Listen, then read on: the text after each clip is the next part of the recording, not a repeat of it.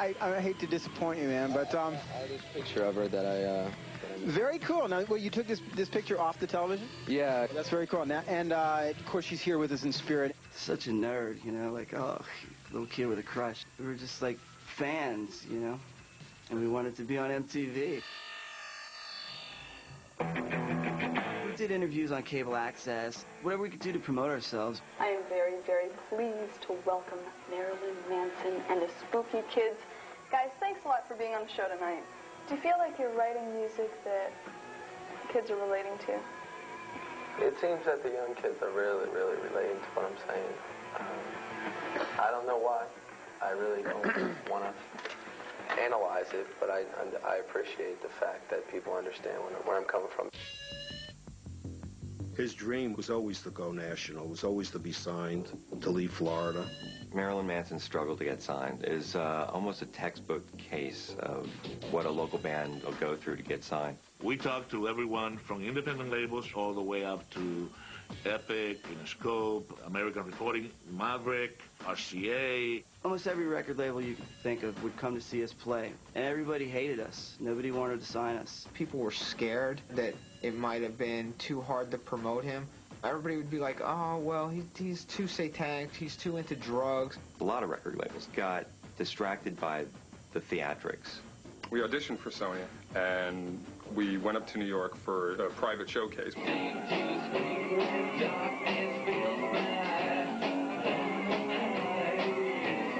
And the A&R guy comes up to us afterwards and said, they really like the band, but they don't like Brian. They think he's too pretentious and phony, so we're going to pass. When the deal didn't go through with Sony, it was around the same time that Trent Reznor was starting his own record label. I got a phone call from Manson, and he told me Interscope is going to give Trent his own label called Nothing Records, and Trent wants us to be the first signee on the label. Trent decided to sign Brian because he knew he could break that band and make it succeed. We were very happy to be signed, but I could just start to smell politics happening. When we started to deal with the big boys and the labels, they felt that the name was too long.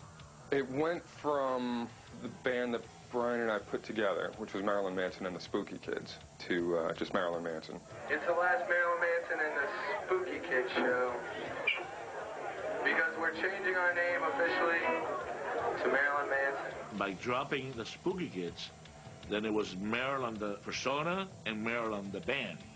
That's when, in his head, it became his band. Trent flew us out to L.A. He rented the Sharon Tate house to put a studio in, and that's where he wanted to put his record together. Here we are, Marilyn Manson, and we're recording where, you know, the Manson family killed some people. Yeah, it was a good vibe going on in there. The album's done, and Brian showed up and said, Interscope's going to drop us if we don't change this, that, and the other thing. Some lyrics that Charles Manson wrote were incorporated in the song.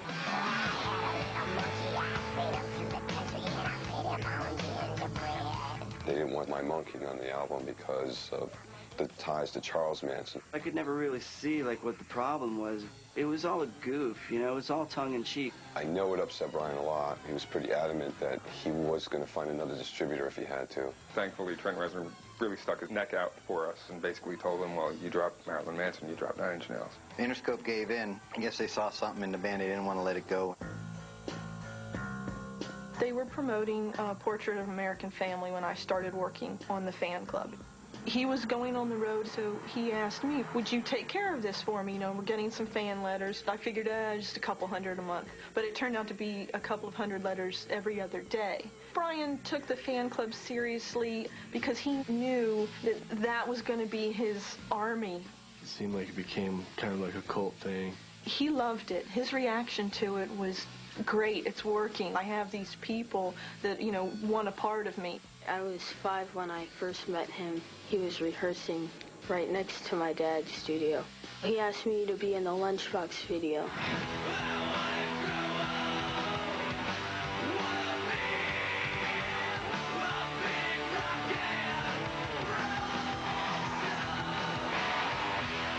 He's speaking as a child. You know, someday I want to grow up and be a big rock star so no one f***s with me.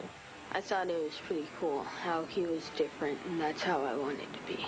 He brings something to the misfit kids, and he makes it okay for them to show their own look on life.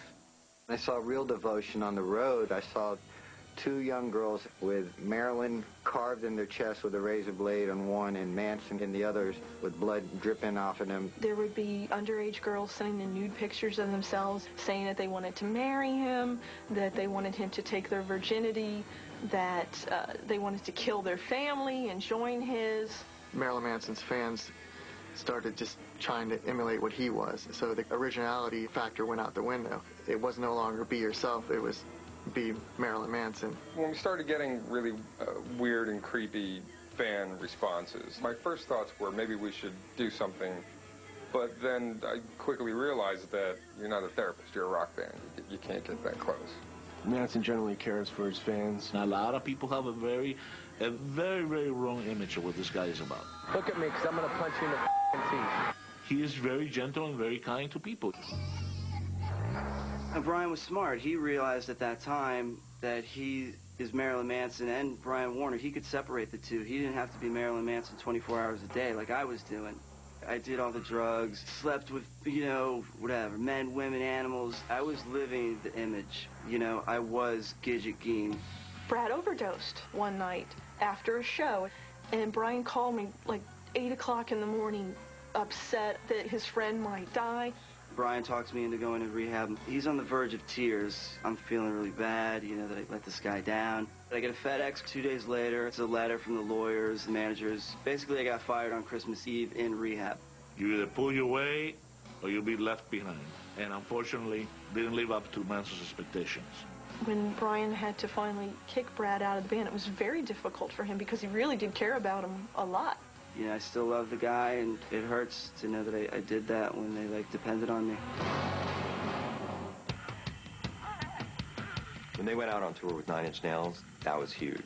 Trent was very generous with Manson by offering Manson the opening spot on his tour in the fall of 1984.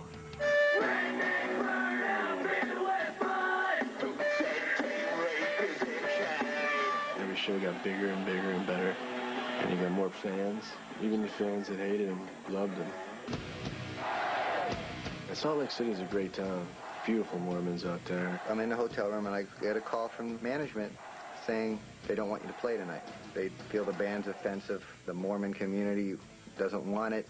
So they did everything to piss off whoever was not letting them play. The cap to it all